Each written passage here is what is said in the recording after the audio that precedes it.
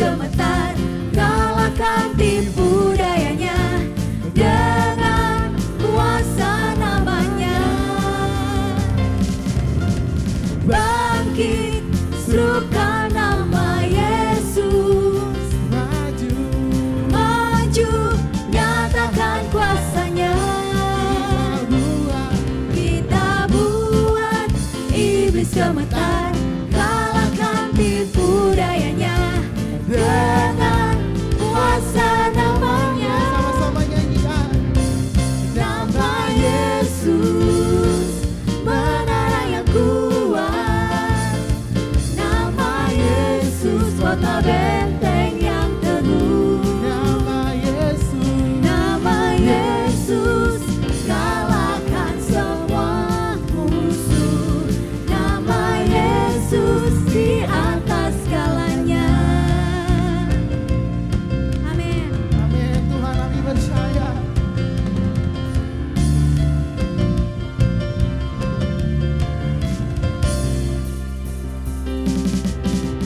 Bangkit, serukan nama Yesus.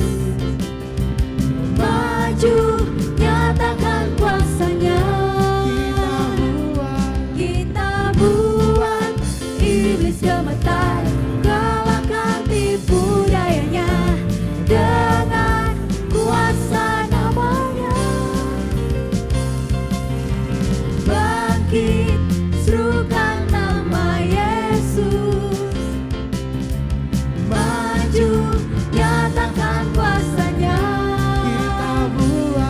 Kita buat iblis gemetar, kalahkan tipu dayanya dengan kuasa namanya. Sama-sama serukan. Nama Yesus, menara yang kuat. Nama Yesus, kota benteng yang teguh. Nama Yesus, Nama Yesus, kalahkan semua musuh. Nama Yesus di atas segalanya. nama Yesus, Nama Yesus, menara yang kuat. Nama Yesus, kota benteng yang teguh. nama Yesus, Nama Yesus, kalahkan semua musuh. Nama Yesus di atas nama Yesus. Sama-sama kita tepuk tangan. Nama Yesus, Kami percaya menara Tuhan, yang Kamu adalah kuat. menara yang kuat. Nama Yesus, kota benteng yang teguh. Nama Yesus, Nama Yesus, kalahkan semua musuh. Nama Yesus di atas sekali lagi. Nama Yesus, menara yang kuat. Nama Yesus, kota benteng yang teguh. Nama Yesus, Nama Yesus, kalahkan semua musuh. Nama Yesus di atas segalanya. nama Yesus, Nama Yesus, nama Yesus, sekali lagi. nama Yesus di atas segalanya.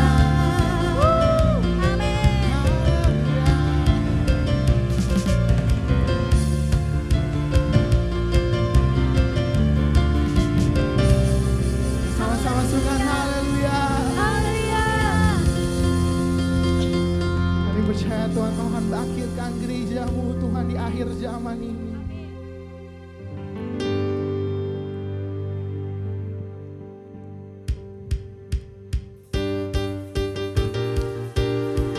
Sama-sama tepuk tangan.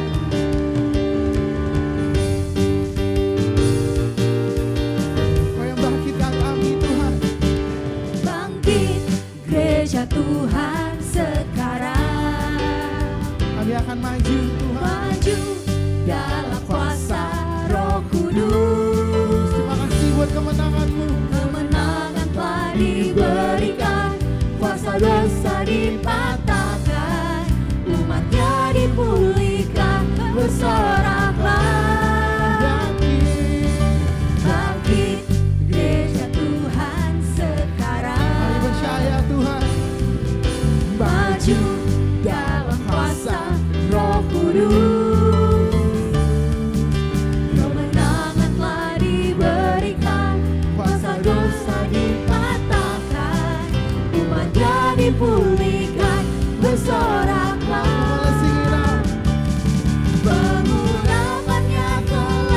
dicurahkan, kuasa mujizat, kuasa mujizatnya pun dinyatakan. Mari kibarkan pancinya, bagi kemuliaannya, maju berperang, umat pemenang, rebut bangsa-bangsa bagimu Tuhan. Kau yang bangkitkan setiap kami Tuhan. Gereja Tuhan Sekarang maju dalam kuasa Roh Kudus, kemenangan telah diberikan, kuasa dosa dipatahkan, umatnya dipulihkan, bersoraklah, bangkit, bangkit gereja Tuhan sekarang. percaya Tuhan kebangunan rohani yang akan terjadi. Maju dalam kuasa Roh Kudus, kemenangan telah diberikan, kuasa dosa dipatahkan, umatnya dipulihkan, bersoraklah, Sama-sama nyanyikan. pengurapannya telah dicurahkan, kuasa mujizatnya pun dinyatakan. Sama-sama kibarkan pancinya, Mari kibarkan pancinya, bagi kemuliaannya, maju berperang, umat pemenang, rebut bangsa-bangsa bagimu Tuhan. pengurapannya. Pengurapannya Amin Tuhan, kami percaya dicurahkan, urapan baru telah dicurahkan. kuasa mujizatnya pun dinyatakan. Sama-sama kibarkan pancinya, Mari kibarkan pancinya, bagi kemuliaannya, maju berperang, umat pemenang, rebut bangsa-bangsa bagimu Tuhan. maju berperang. Maju berperang, umat pemenang, rebut bangsa-bangsa bagimu Sekali lagi mari kita maju berperang. maju berperang, umat pemenang, rebut bangsa-bangsa bagimu Tuhan.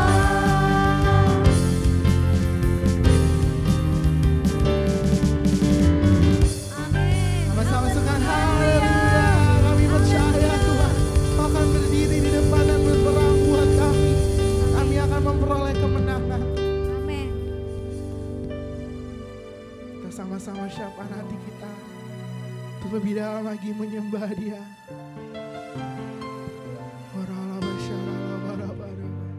So kami kagum akan Engkau Tuhan, kagum atas perbuatan baik-Mu dalam hidup kami.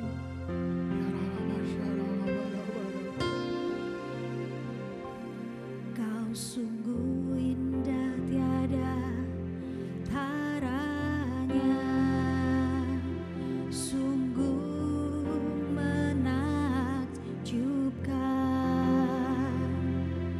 sungguh ajaib untuk dimengerti, lebih dari semua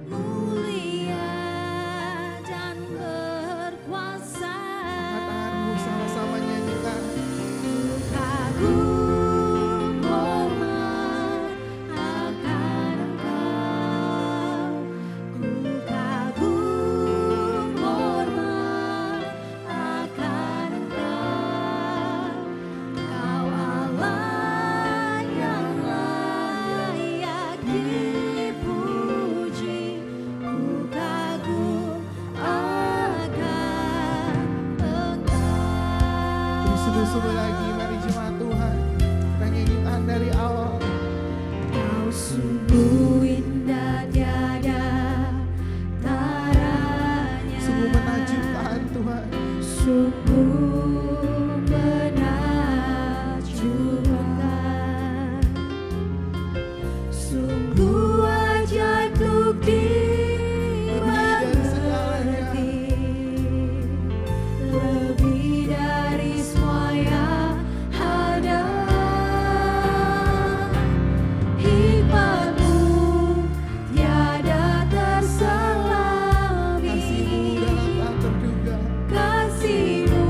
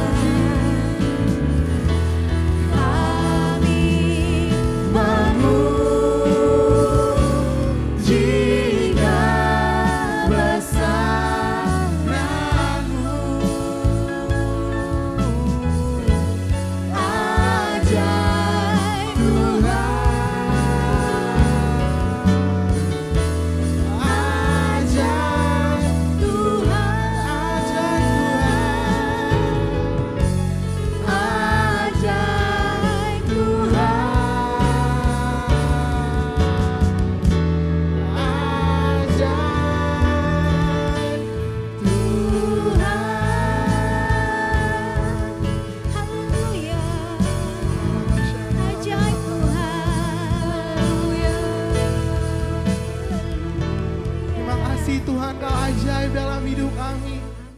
Sobat penyembah, kita jumpa lagi dalam program Worship at Home, menyembah dari rumah. Dan acara saat ini spesial. Saya bukan jadi host yang mewawancarai bintang tamu, tapi kali ini bintang tamu karena dia pelayanan anak muda, pelayanan sosial media, dia akan didaulat jadi host dadakan. Dan saya akan menjadi narasumber sehingga kita belajar firman bersama-sama dalam topik merubah pandemi. Begini ya, pandemi menjadi akademi. Jadi bukan begini, tapi begini. Silakan, si pendetanya Hendrik Dusia, silaban. Baik, terima kasih buat kesempatannya Pak Tim. Baik, Pak Tim, di era pandemi ini mempengaruhi nggak Pak pelayanan yang ada yang Bapak lakukan rutin selama ini Pak? Sangat amat. Jadi pelayanan yang harusnya terbang, melayani beberapa kota dan cabang yang rutin atau yang baru berubah. Coba dibayangkan, saya hampir setahun itu terbang hampirlah 100 kali gitu. Anggap 80 kali. Terus nyaris tak terdengar, tidak ada terbang. Sehingga waktu mulai onset, mulai PPKM longgar, naik pesawat tuh rasanya kayak wow. Itu soal onset dan online. Kedua adalah menghindari ketemu orang banyak. Dan kalau waktu gawat-gawatnya COVID, kan juga tidak semua orang mau kita temui. Betul Pak. Dan waktu itu saya memutuskan tetap taping, tetap rekaman di studio ini. Karena program TV nggak bisa berhenti, walaupun deg-degan juga. Namanya itu ngeri-ngeri asik. Tapi toh puji Tuhan sudah dicolok bolak-balik PCR, antigen, mungkin udah 20-30 kali semuanya negatif.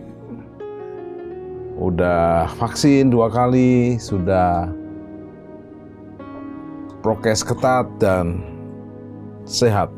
Jadi buat saya pandemi bukan alasan untuk kita diem atau menyerah, tapi harus selalu mencari kesempatan di setiap kesempitan.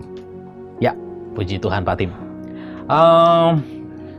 Jujur Pak Tim, sempat nggak berpikir dalam hati, aduh, pemerintah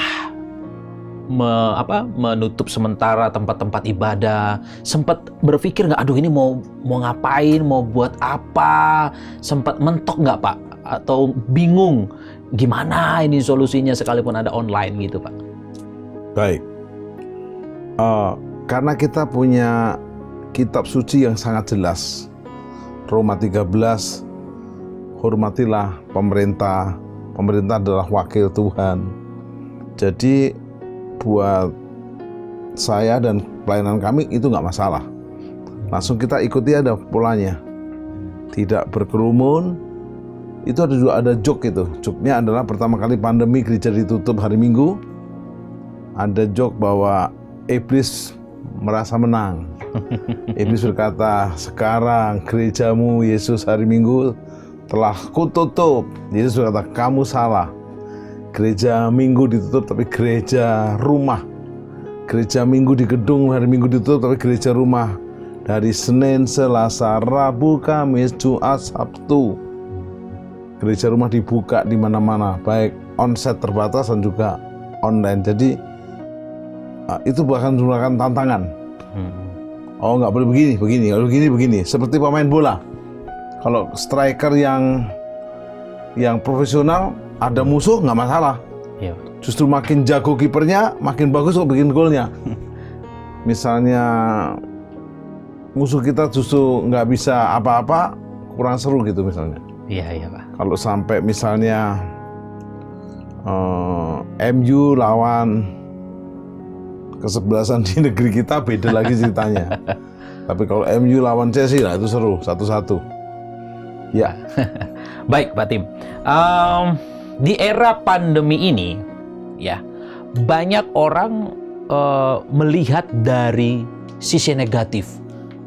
Makin banyak kematian, perusahaan-perusahaan bangkrut, ekonomi digoncang. Banyak orang melihat dari sudut pandang negatif. Nah, menurut Bapak, ada nggak sih sisi positif dari pandemi ini, Pak? Banyak sekali. 1 Korintus 10:13 berkata, pencobaan-pencobaan yang kau alami. Jadi, pencobaan-pencobaan pandemi yang kau alami tidak melebihi kekuatan manusia. Jika engkau tidak sanggup menanggungnya, Tuhan akan memberikan solusi jalan keluar. Terbukti ada solusi vaksin. Termasuk kamu kan juga ragu-ragu untuk vaksin. Sehingga rambutnya begini karena aku telat vaksinnya. Bukan. Nah, akhirnya vaksin 2 kali. Ada solusi. Akhirnya prokes ketat.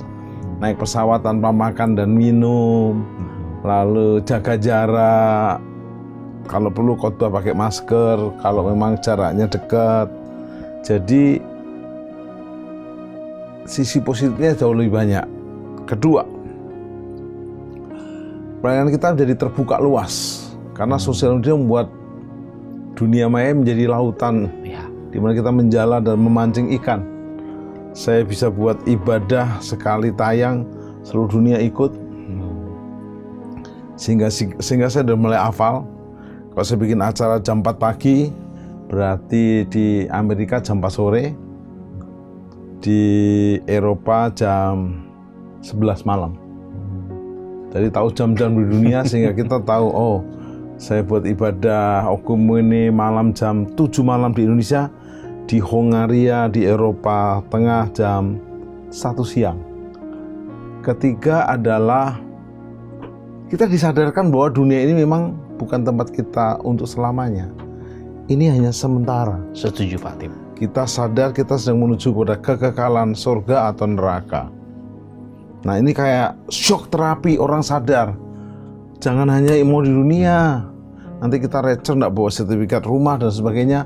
Pastikan pandemi ini dirubah menjadi akademi. Akademi, iya. Akademi jadi pandemi.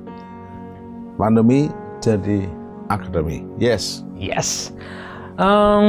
Saya melihat Pak Tim banyak berbicara tentang akhir zaman di era-era pandemi ini.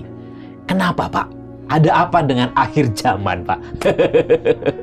Jadi sejak pandemi dimulai, saya seperti si pendetanya Tikdusia. Siapa?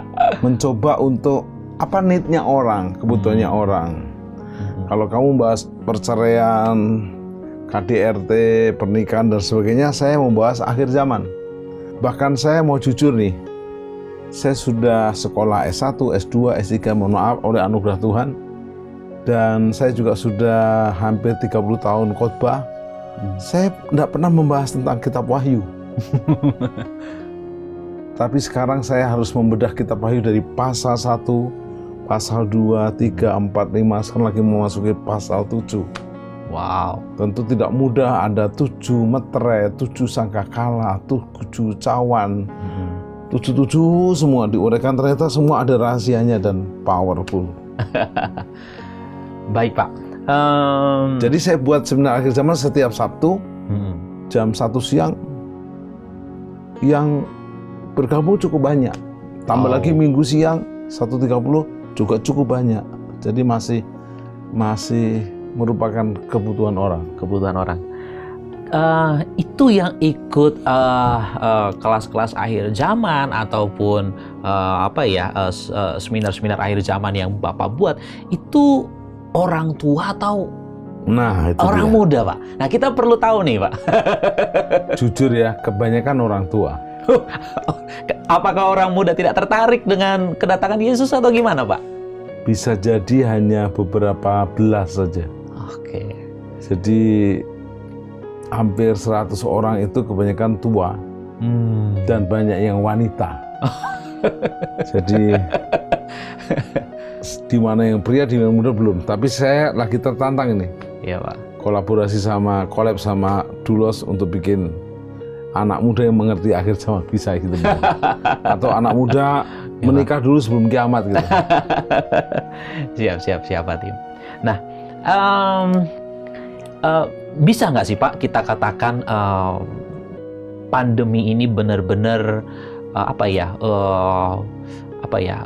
tanda yang sangat-sangat signifikan sekali bahwa kedatangan Tuhan Yesus itu udah benar-benar di depan mata, Pak. Baik. Di Matius 24 itu merupakan khotbah Yesus.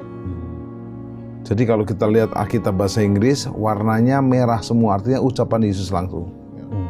Bahkan pasal 25 semuanya merah. Tentang bagaimana kita berdoa berjaga menghadapi tanda akhir zaman yang telah nyata. Iya. Di Matius 24 itu ada 10 tanda. 9 tanda sudah terjadi. Ada banyak penyesatan, nabi palsu, mesias palsu, gempa bumi, perang, kabar perang, kasih menjadi dingin, kelaparan, pemurtatan. Iya. Dan yang ke-10 yaitu yang hampir terjadi adalah Injil diberitakan ke semua orang dan tibalah kesudahannya. Tentu kita berpikir zaman dahulu gimana caranya, sekarang media. Ya. Bahkan sementara kita tidur, YouTube kita, Instagram kita, TikTok kita sedang berkhotbah, program TV kita sedang berkhotbah. Jadi inilah menandakan waktunya sudah sangat-sangat amat dekat. Wow. Kita suci mencatat kedatangan Tuhan seperti perumpamaan pohon ara. Jika pohon ara itu Israel yang 2000 tahun terusir, 20.000 tahun nggak mungkin menjadi negara, muncul bangkit bertunas menjadi negara. Berarti kedatangannya semakin singkat. Baik, Pak. Silakan. Biasanya kan saya yang pusing mau tanya, gantian kamu selalu pusing tanya sama saya. Ya ini saya lagi berpikir Pak, mau nanya apa lagi gitu Pak. Baik, Pak Tim,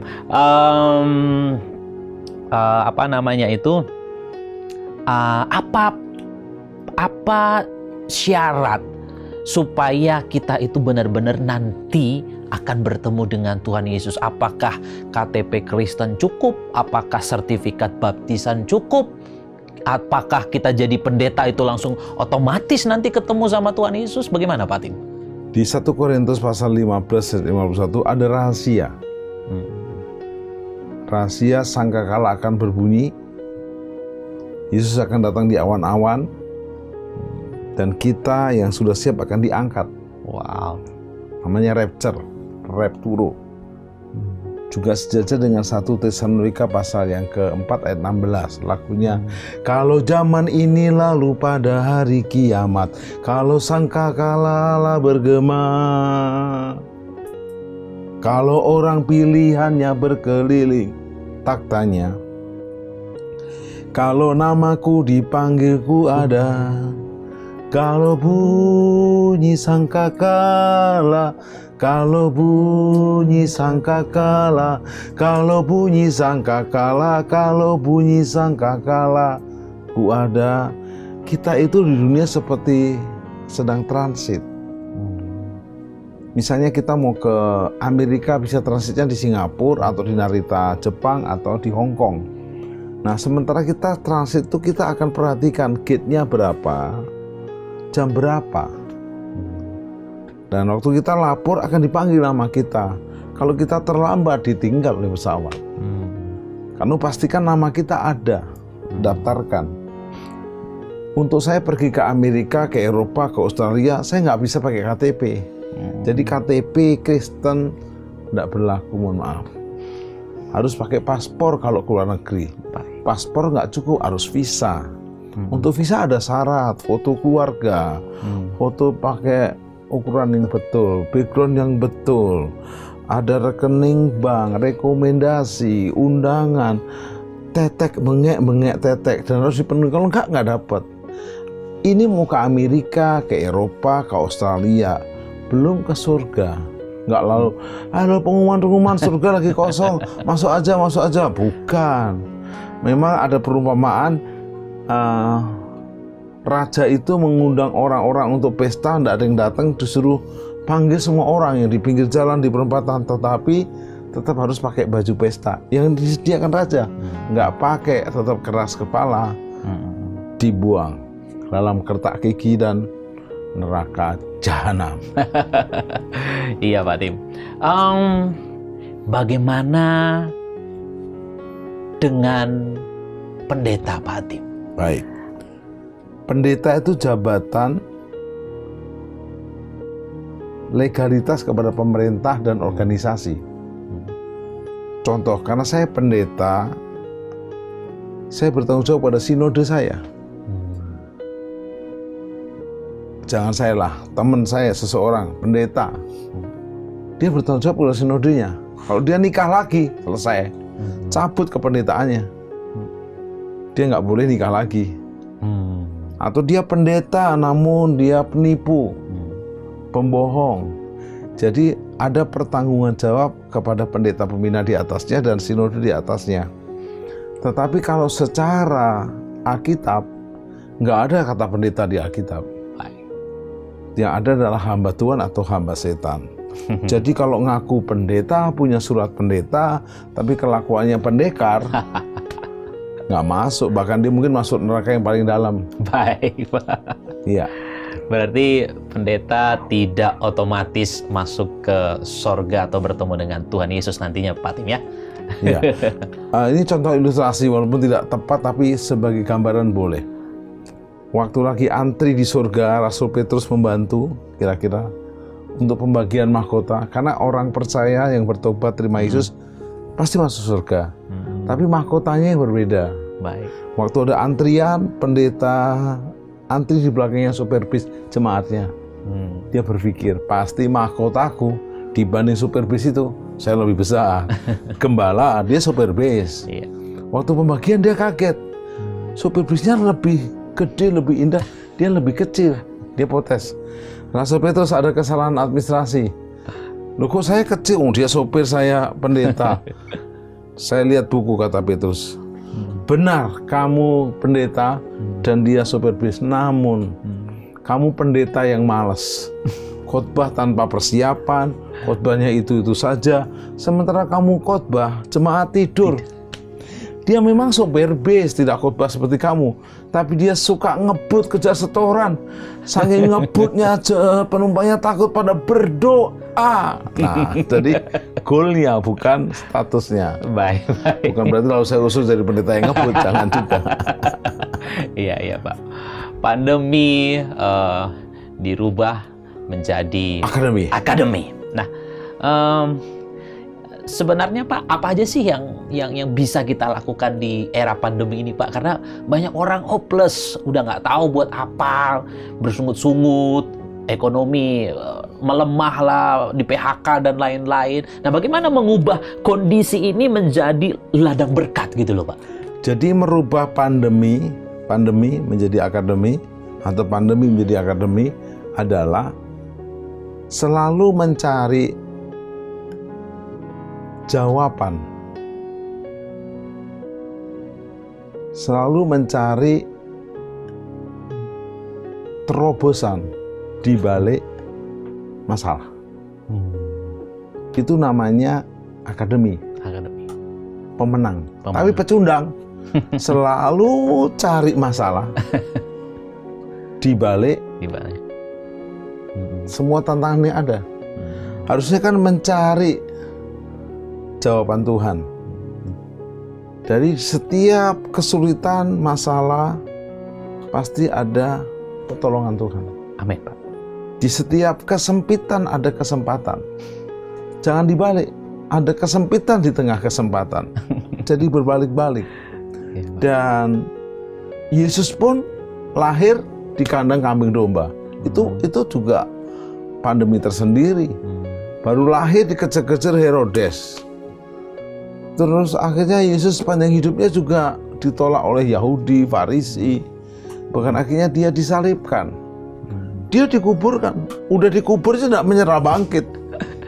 Naik ke surga. Jadi kita sudah punya DNA sebagian memang tidak mudah menyerah. Terlalu bangkit untuk kita boleh survive. Baik, Pak Tim. Menurut Pak Tim, ini siapa tahu ada penonton atau sobat penyembah yang lagi nonton, mungkin saat ini di PHK, nganggur. Ada pesan khusus nggak, Pak, untuk mereka mau buat usaha apa atau gimana gitu, Pak? Baik, jangan menyerah. Boleh di PHK, tapi semangatmu jangan PHK. Semangatmu tetap on fire. Bahkan para istri kalau suami pulang kerja PHK, nggak apa-apa. Saya percaya papa suami hebat akan segera cari pekerjaan baru, cari usaha baru, menghadapi terobosan baru. Kalau dibilang gini, papa sih bodoh, papa sih nggak semangat, makanya papa di PHK, lalu suaminya shock, lalu stres, lalu stroke, nggak bisa jalan di kursi roda. Yang dorong siapa? Istrinya.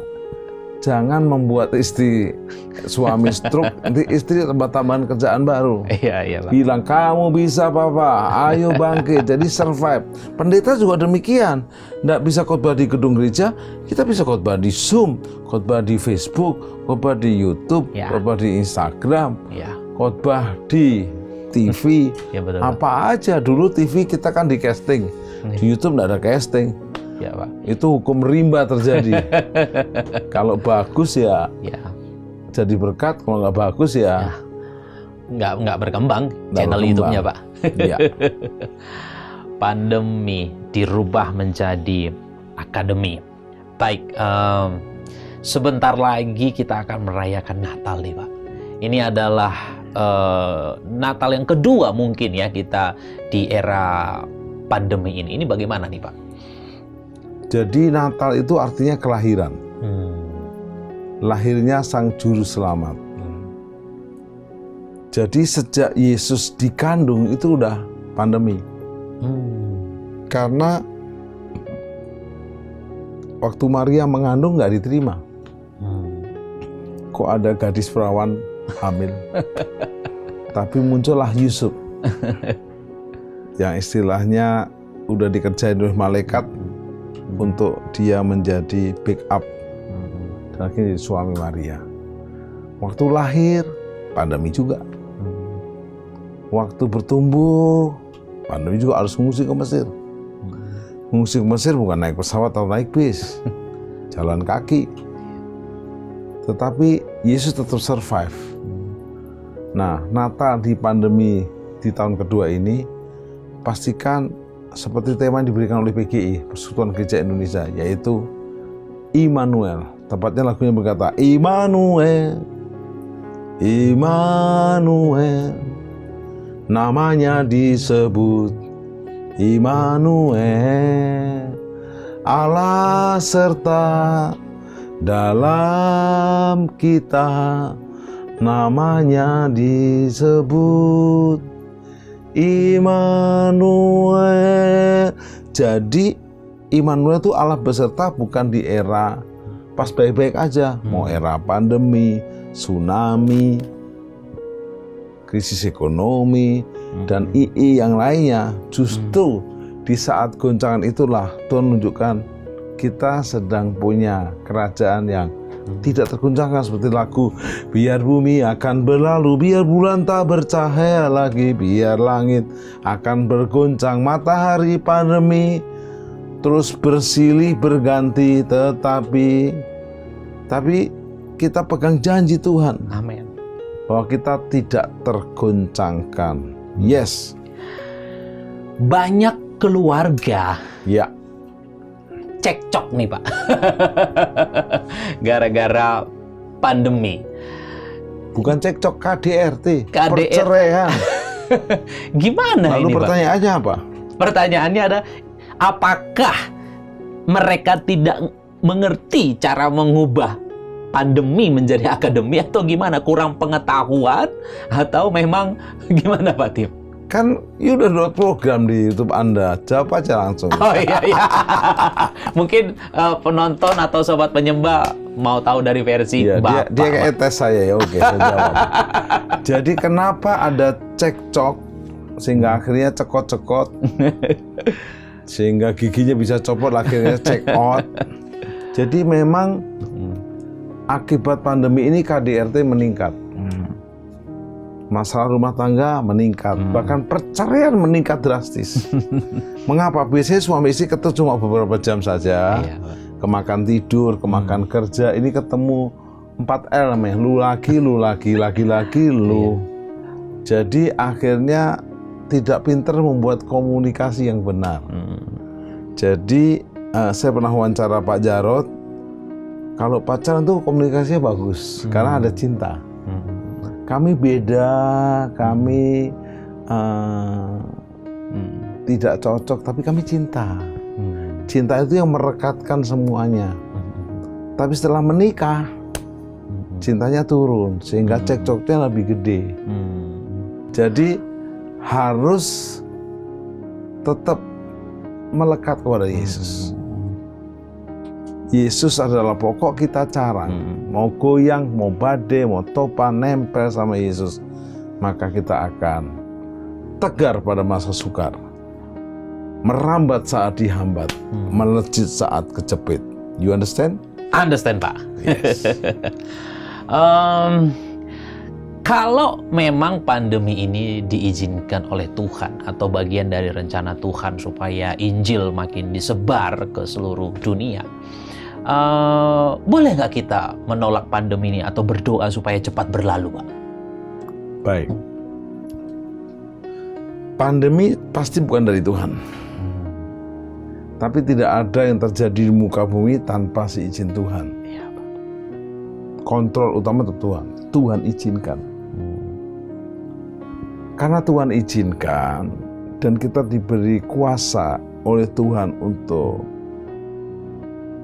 melakukan mujizat. Kalau kita punya iman, keyakinan yang teguh, mau berdoa untuk menghentikan, nggak apa-apa.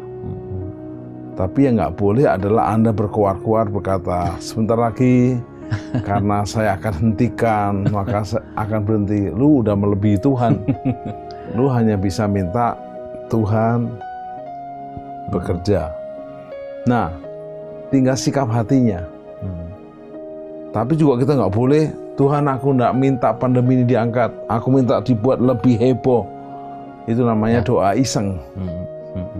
Doa terbaik, bukan kehendakku yang jadi, doa Yesus ini ku turut, bukan kehendakku tapi kehendak Bapa yang jadi. Kalau gereja-gereja yang besar mengubah pandemi menjadi akademi mungkin gampang. Mereka punya keuangan yang kuat, perlengkapan yang kuat, sehingga gedung gereja ditutup sementara, mereka bisa melakukan online yang benar-benar excellent, yang benar-benar wow, dan mata jemaat itu juga enak untuk menonton. Nah, gimana kalau gereja-gereja kecil, Pak? Ya, secara keuangan juga nggak kuat, untuk perlengkapan, beli perlengkapan yang canggih juga nggak kuat. Nah, apa yang harus dilakukan, Pak? Itulah manusia. Manusia memandang rupa, besar, kecil, cantik, tidak cantik, ganteng, tidak ganteng, tinggi atau pendek. Kan ada lagu, Tuhan tidak mandang rupa. Tuhan itu melihat hati. Jadi kalau ada yang merasa gereja kami kecil, itu bukan gerejamu, semua gereja Tuhan. Kalau kecil, lakukan hal yang kecil lah. Kamu mulai dengan online juga, dengan handphone juga bisa. Dan perhatikan, kalau kau setiap perkara kecil diberikan perkara yang besar. Amin. Jadi saya sebelum ada program TV seperti ini, saya memulai dengan saya pergi ke Israel, bawa kamera, syuting sendiri. Tapi nggak jadi sampai sekarang, karena nggak bisa ngedit. Tapi minimal Tuhan lihat niatan hati. Mulai dari ngepel gereja, jadi singer, jadi dari bawah. Nah, kalau nggak mampu melayani pelayanan online, Atau bisa bikin onsite yang terbatas, jaga jarak. Nah ini perjamuan suci ke rumah-rumah. Atau melalui handphone, atau merekrut anak muda, bikin team pelayanan. Jadi intinya tidak boleh membesarkan masalah lebih daripada Tuhan. Sebesar-besarnya masalah, Tuhan Yesus lebih besar dari segala masalah. Karena Yesus yang terbesar di atas segalanya. Jadi jangan kita udah kalah sebelum bertanding. Maju aja dulu. Tempur aja dulu. Nanti akan ada tahap-tahap dan kita survive. Jadi pastikan kita nggak kalah sebelum bertanding. Itu namanya fatal. Siap Pak Tim. Saya melihat Pak Tim ini cukup kreatif ya. Di era pandemi ini sibuknya sama seperti sebelum era pandemi. Senin sampai Minggu ada aja program yang diciptakan atau dibuat. Nggak capek Pak? Oke. Saya berpikir juga demikian. Jangan-jangan setelah online jadi agak ringan ya. Ternyata itu memang panggilan.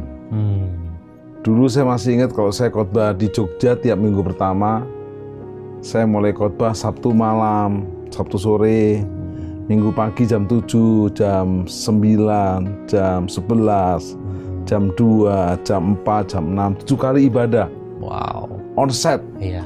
Khotbah setengah jam, total 7 kali. Dan survive. Wow. Begitu online saya pikir, wah jadi kurang nih. Oh enggak juga, ternyata justru online-nya pagi-pagi ke Jogja, jam 8 dengan sekolah minggu mungkin Jogja, atau jam 9 terus lari ke Jambi, lari ke Jakarta, jam 12 bikin Okomene, jam 1.30 bikin akhir zaman, jam 4 bikin ibadah sore Jakarta, lalu jam 7 bikin ibadah untuk Eropa, bahkan jam 4 pagi udah bikin untuk penyambar belajar seluruh dunia. Jadi sebenarnya nggak ada perbedaan, bahkan lebih survive-nya bisa mengajak jiwa-jiwa di dunia lautan maya yang tersebar luas. Iya Pak. Sehingga hari-hari ini Tuhan bukakan beberapa kota, dibuka baru pelayanan, dan itu Tuhan yang menunjukkan. Wow. Jadi sehingga kalau kami kumpul dengan gembala dari New Zealand, gembala Sydney, gembala Philadelphia, gembala Korea, gembala di seluruh penjuru Indonesia, tinggal klik aja ketemu. Wow, iya, puji Tuhan Pak Tim. Nah, saya juga mendengar ya di era pandemi ini pelayanan yang Bapak pimpin sedang membuat majalah online ya Pak, majalah rohani seperti itu. Nah, ini visinya mau kemana nih Pak? Ini luar biasa nih, cukup kreatif di era pandemi begini.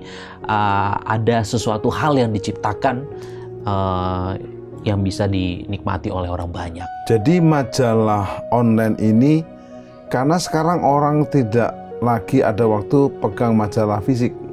Oh, iya. Udah cetaknya mahal, pengirimannya juga perlu waktu. Iya. Tapi dengan online, terkirimnya terkumpul cepat, disebarkan cepat.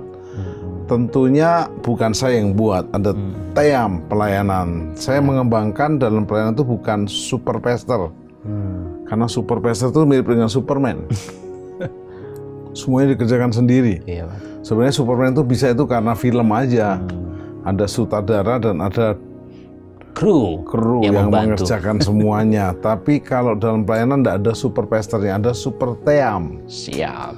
Ada team dia. Seperti contoh, saya nggak lagi perlu baptis di Jogja. Ada khusus pendeta yang baptis, pendeta nikahkan, pendeta ngubur, pendeta konseling, pendeta kunjungan. Nah, kalau ada pendeta yang super pastor, orang lahir dia yang doain, orang sakit dia yang ngunjungin, orang baptis, orang konseling, orang menikah, terakhir orang mati dikubur dan pendetanya dikubur sekalian. Iya Pak Tim. Mau buat apa lagi Pak? Pasti sudah ada rancangan-rancangan tersendiri di pikiran Bapak. Mau buat apa lagi nih? Salah satu kelemahan saya adalah orang itu kan harus punya fokus. Baik Pak. Agar sukses. Tapi kelemahan saya terlalu banyak fokus.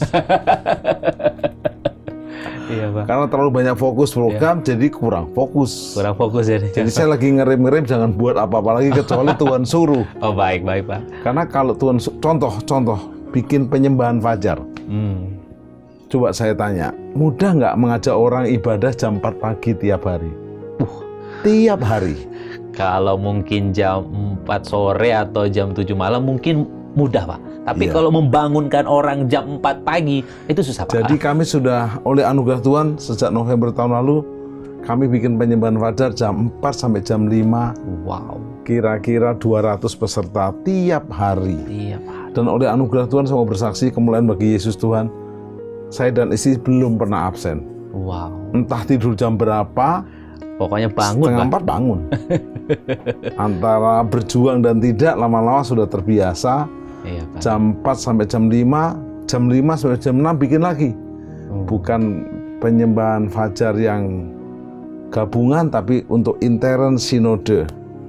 Lalu kalau hari Sabtu kami mulai bukan jam 4, mulai jam 2 dini hari. Karena kerjasama sama teman dari Eropa, Belanda, Perancis, UK. Untuk kami bikin jam 2 dini hari di sini. Itu berarti di Eropa jam 11 malam. Wow.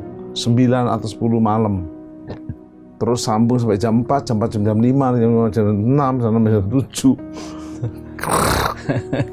Nah, itu tentu kekuatan dari Tuhan dan penuh sukacita. Puji Tuhan. You understand? Understand, Pak. Jadi kita berada pada konklusi, Pak. Iya. Mengubah pandemi menjadi akademi. Gimana, Pak, kesimpulannya? Baik. Yesus menyatakan dengan jelas bahwa bukan kehendakku yang jadi, tapi kehendakmu. Waktu Yesus di Taman Getsemani itu, dia juga menghadapi pandemi kehidupannya dia. Antara mati dan hidup.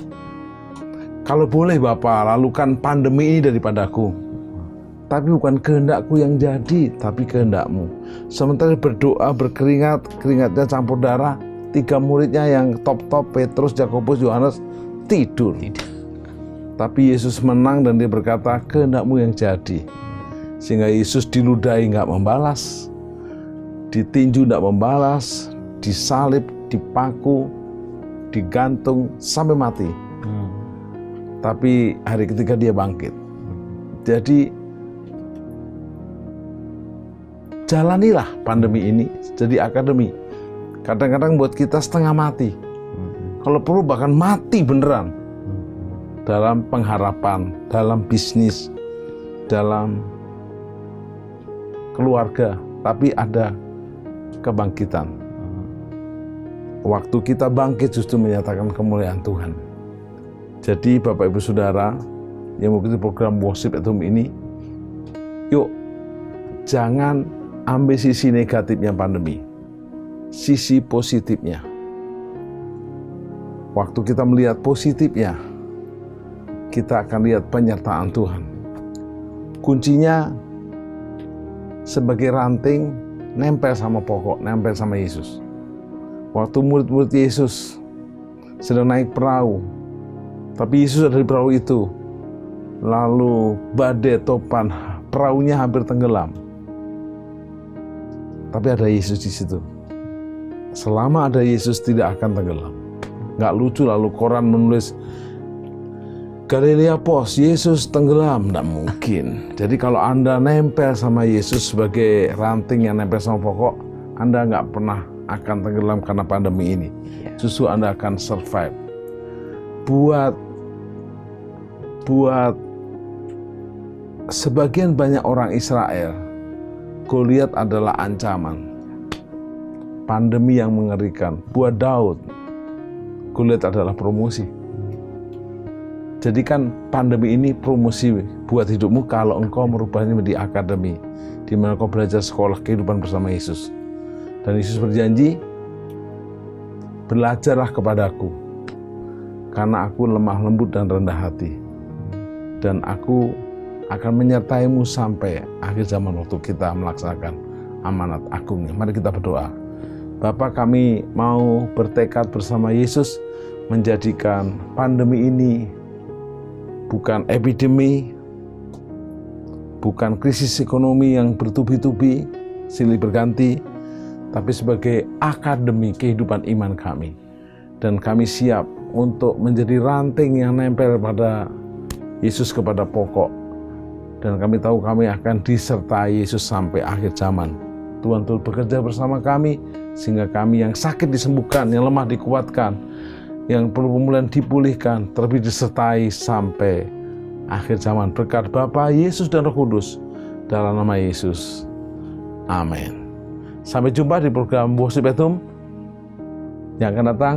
Selamat menyembah lebih sungguh-sungguh lagi. Salam penyembahan.